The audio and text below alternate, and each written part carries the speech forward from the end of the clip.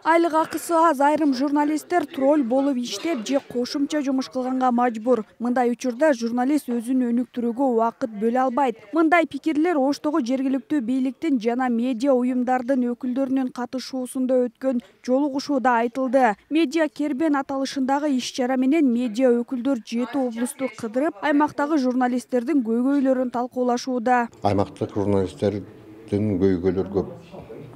Бийлик өкүлдөрүнө жетпей калып атат.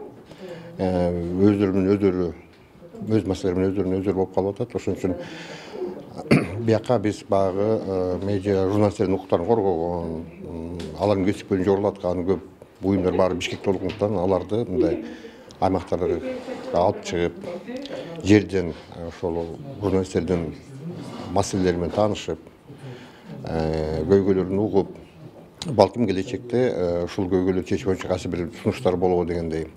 Экинчиден, баягы журналисттердин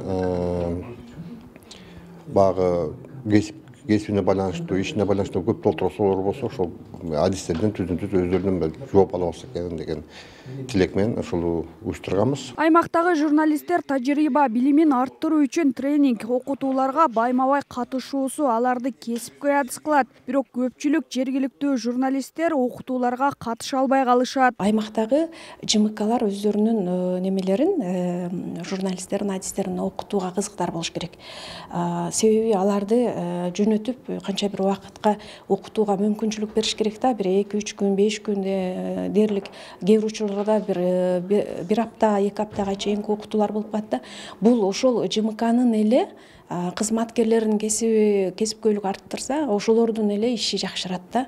Анан кээ бир учурда баягы неме тартыштыгы болот, кадр тартыштыгы болот. Ошол учурларда мүмкүнчүлүктөр пайдаланыла албай калат да немелерчи, журналисттер. Бүгүнкү күндө гонорардык система менен иштеп, баягы журналисттер өзүн бир топ убактысын өзүнүн үстүнөн иштөөгө, кесипкөйлүгүн жогорулатууга жумшай албай калып атышат да. Анткени бунун баардыгы убакыт.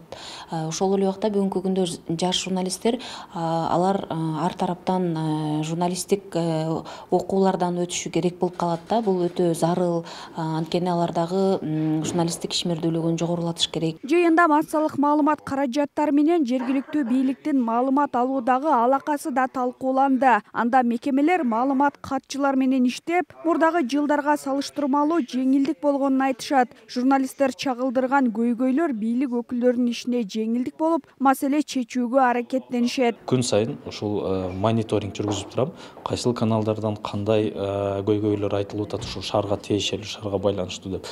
Ошолорду эгер көрүп кала турган болсом, сөзсүз түрдө мен жетекчиликтерге жөнөтөм.